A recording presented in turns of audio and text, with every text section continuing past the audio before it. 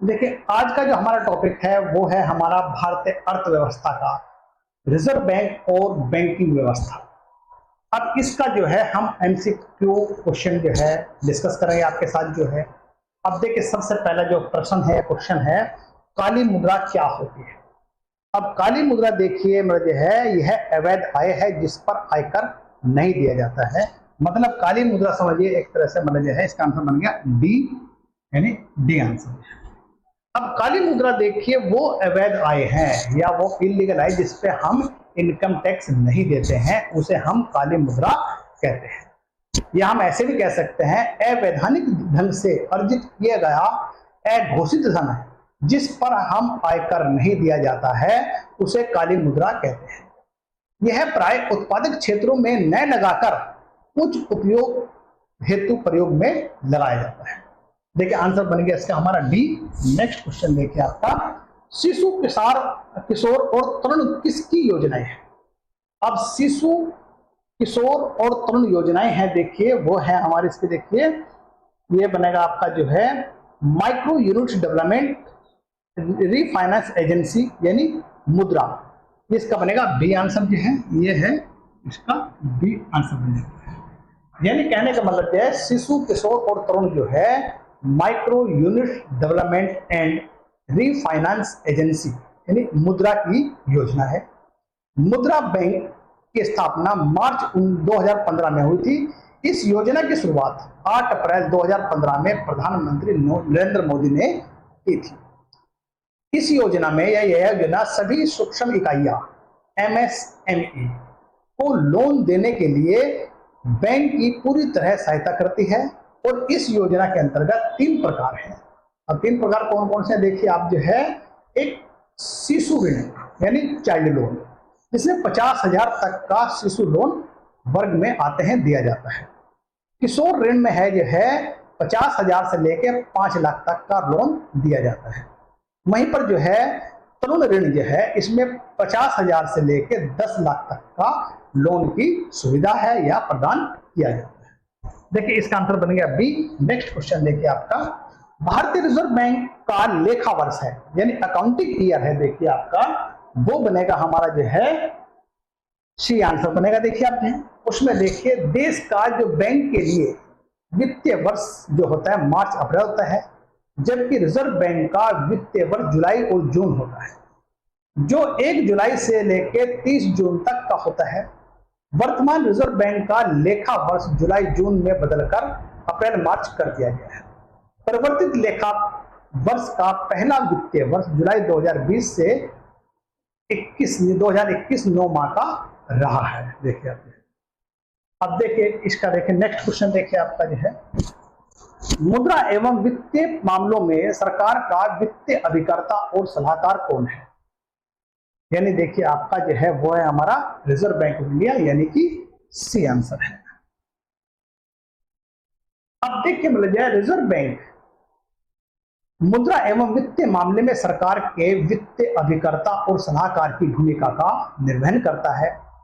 Reserve bank का प्रमुख कार्य यह में सरकार को सलाह देना और बैंक खाते को रख रखाव के नियमन को सम्मिलित किया गया है। नेक्स्ट क्वेश्चन देखिए हमारा जो है, भारत में मुद्रा एवं साख नियंत्रण किया जाता है। भारत में मुद्रा और साख नियंत्रण किया जाता है, देखिए वो रिजर्व बैंक द्वारा यानी सी आंसर बन जाता है इसका, ये बन गया सी।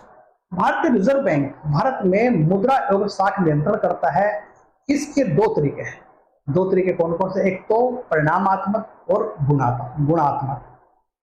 परिणामात्मक के अंतर्गत जो है बैंक दर, खुले बाजार की क्रियाएं, रेपो दर, रिवर्स रेपो दर, सीआरआर, एसएलआर या नकद कोष अनुपात या फिर वैधानिक तरलता अनुपात यानी सीआरआर या एसएलआर कहते हैं। और वहीं पर जो है गुणात्मक के तहत न्यूनतम सीमा, नैतिक दबाव, साख मापदंड का निर्धारण तथा साख समीकरणीकरण योजना है। देखिए इसका आंसर बन गया सी। नेक्स्ट देखिए आपका, निम्नलिखित में से किसे भारतीय रिजर्व बैंक द्वारा निर्धारित नहीं किया जाता है। देखिए यह है पीएलआर यानी पीएलआर को निर्धारित नहीं किया जाता है, ये बन गया हमारा सी। अब देखिए हमारा जो है रिजर्व बैंक जो है साख नियंत्रण के तहत गुणात्मक और परिणामात्मक साख नियंत्रण के तरीकों को अपनाता है। परिणामात्मक मैंने बताया आपको, देखिए जो है परिणाम साख नियंत्रण के अंतर्गत 4 तरीके हैं। कौन कौन से? बैंक दर, नगद कोष अनुपात CRR, खुले बाजार की क्रियाएं और SLR। और जबकि जो है वाणिज्यिक बैंक जो है जिस दर पर अपने ग्राहकों को लोन या ऋण प्रदान करते हैं उसे कहते हैं PLR, यानी कि प्रधान उधारी दर, prime lending rate. Prime lending rate जो है वह ब्याज दर होती है जिस पर बैंक अपने विश्वसनीय ग्राहकों को ऋण प्रदान करता है। अब देखिए PLR जो है एक तरह की मतलब जो है आधार ब्याज की दर पर भूमिका अदा करती है।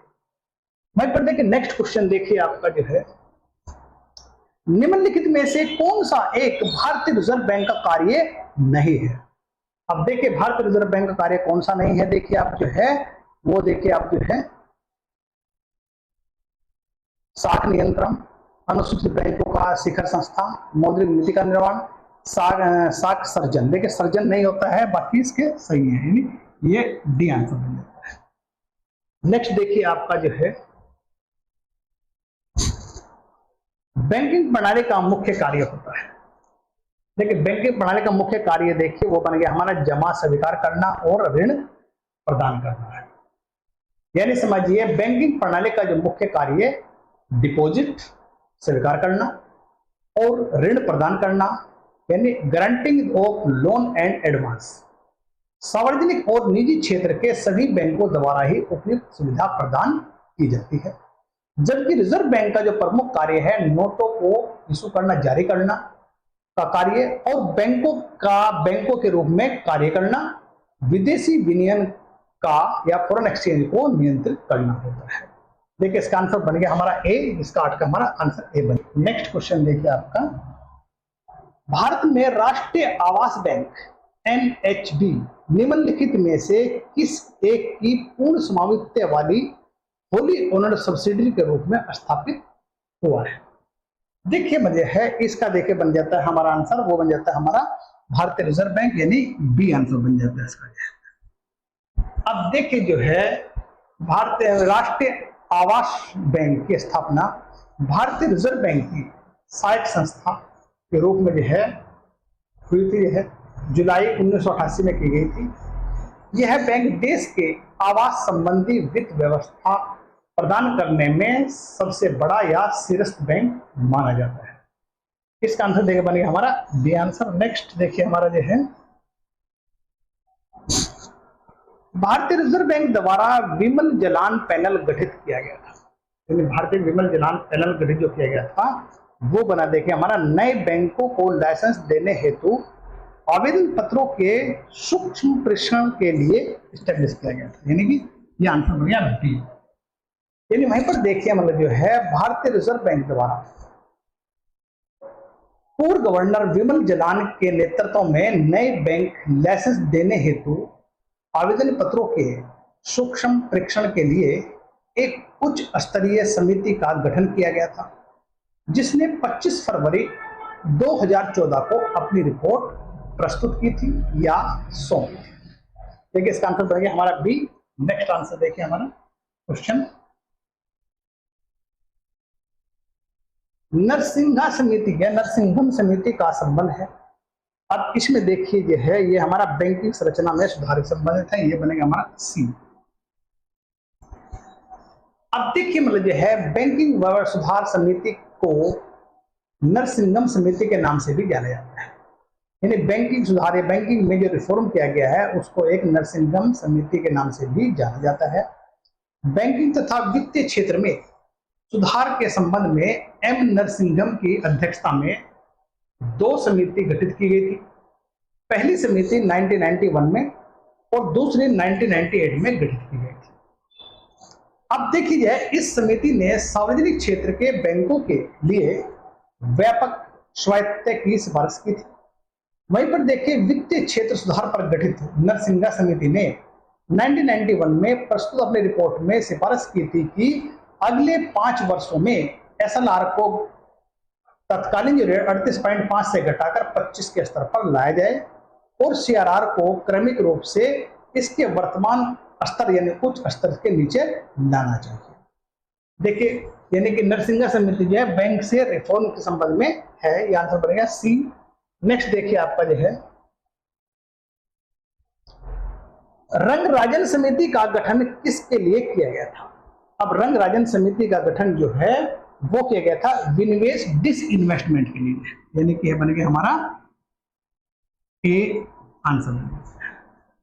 अब देखिए मतलब जो है रंगराजन समिति का संबंध विनिवेश से था, जिस समिति का गठन वित्तीय समायोजन और भुगतान संतुलन में सुधार लाने के लिए किया गया था। देखिए डिसइन्वेस्टमेंट होता क्या है, देखिए इन्वेस्टमेंट का उल्टा रूप है डिसइन्वेस्टमेंट, यानी कि जो है इन्वेस्टमेंट हम पैसा डालते हैं या लगाते हैं। डिसइन्वेस्ट क्या होता है, जो सरकारी क्षेत्र है अपने क्षेत्र में पैसे को निकालता है, यानी अपने जो समावेश वाले शेयर हैं उनको बेचना जो है वो होता है डिसइन्वेस्टमेंट। नेक्स्ट क्वेश्चन देखिए आपका जो है वाणिज्यिक बैंक में गैर निष्पादीय परिसंपत्ति का अर्थ क्या है। यानी कि देखिए आप जो है वाणिज्यिक बैंक में गैर निष्पादीय परिसंपत्ति का अर्थ क्या है, एनपीए बोलते हैं इसको, नॉन परफॉर्मेंस एसेट। अब इसका देखिए इसका आंसर भी बनेगा हमारा, देखिए वो बनना है ऋण जिन पर ब्याज तथा मुख्य रकम की वसूली नहीं होती है उसको एनपीए में डाल दिया जाता है, यानी आंसर सी। यानी कहने का मतलब जो ऋण हमें ले नहीं सकते, इनकी रिकवरी नहीं हो सकती है, उसको एनपीए में डाल दिया जाता है। नेक्स्ट क्वेश्चन देखिए आपका भारतीयों द्वारा ही 1881 में स्थापित हुआ जिनके प्रबंध में चलने वाला समिति देयता की प्रथम बैंक था। देखिए इसमें देखिए ये बनेगा इसका आंसर जो है वो अवध कमर्शियल बैंक, यानी कि इसका आंसर बन गया हमारा बी, ये हमारा बी आंसर। अब देखिए यहां पर देखिए हमारा जो है भारत का पहला बैंक, यानी भारत का पहला बैंक 1806 में बैंक ऑफ बंगाल के नाम से भी स्थापित हुआ। भारत का पहला वाणिज्यिक बैंक 1881 में स्थापित किया गया था, इसका नाम था अवध कॉमर्शियल बैंक। 1865 में इलाहाबाद बैंक, 1894 में पंजाब नेशनल बैंक और 1921 में इंपीरियल बैंक ऑफ इंडिया की स्थापना की गई और बोरवाला समिति की सिफारिशों पर ही 1955 में इसका राष्ट्रीयकरण करके इसका नाम भारतीय स्टेट बैंक या एसबीआई कर दिया गया था। देखिए आंसर बना हमारा बी आंसर। नेक्स्ट रुपए जारी किया गया था। अब देखिए रुपए जारी किया गया था मतलब देखिए ये है, इसका आंसर बनेगा देखिए हमारा जो है ये भारतीय राष्ट्रीय भुगतान निगम लिमिटेड, यानी कि Indian national payment corporation limited, यानी सी, इसका बनेगा हमारा सी आंसर। जो रुपए जारी किया गया था वो था भारतीय राष्ट्रीय भुगतान निगम लिमिटेड द्वारा। अब देखिए यहां पर देखिए जो है भारतीय राष्ट्रीय भुगतान निगम ने 26 मार्च 2012 को रुपे कार्ड का शुभारंभ किया था। रुपे कार्ड सबसे लोकप्रिय पेमेंट गेटवे में से एक है। रुपे के अंतर्राष्ट्रीय भुगतान प्रणाली वीजा और मास्टर कार्ड की भी तरह सुविधाएं प्रदान की गई है। नेक्स्ट क्वेश्चन देखिए आपका, देखिए विभेदीकृत ब्याज योजना का उद्देश्य रियायती ऋण प्रदान करना था। इसका मतलब समाज के कमजोर वर्गों को, यानी विभेदीकृत ब्याज योजना का उद्देश्य रियायती दर पर या रियायती ऋण प्रदान करना था समाज के कमजोर वर्गों के लिए। यह बन गया आंसर हमारा ए। अब देखिए नेक्स्ट क्वेश्चन देखिए आपका जो है भारतीय अर्थव्यवस्था के संदर्भ में खुला बाजार प्रचलन किसे निर्दिष्ट करता है। देखिए ये देखिए इसमें बनेगा हमारा रिजर्व बैंक द्वारा सरकारी प्रतिभूतियों का क्रय विक्रय किया जाता है। यानी भारतीय अर्थव्यवस्था के अंदर खुला बाजार का प्रचलन है जिसमें सरकारी प्रतिभूतियों को बेचा और खरीदा जाता है, उसे खुले बाजार का प्रचलन कहते हैं, यानी आंसर बन गया हमारा सी। नेक्स्ट,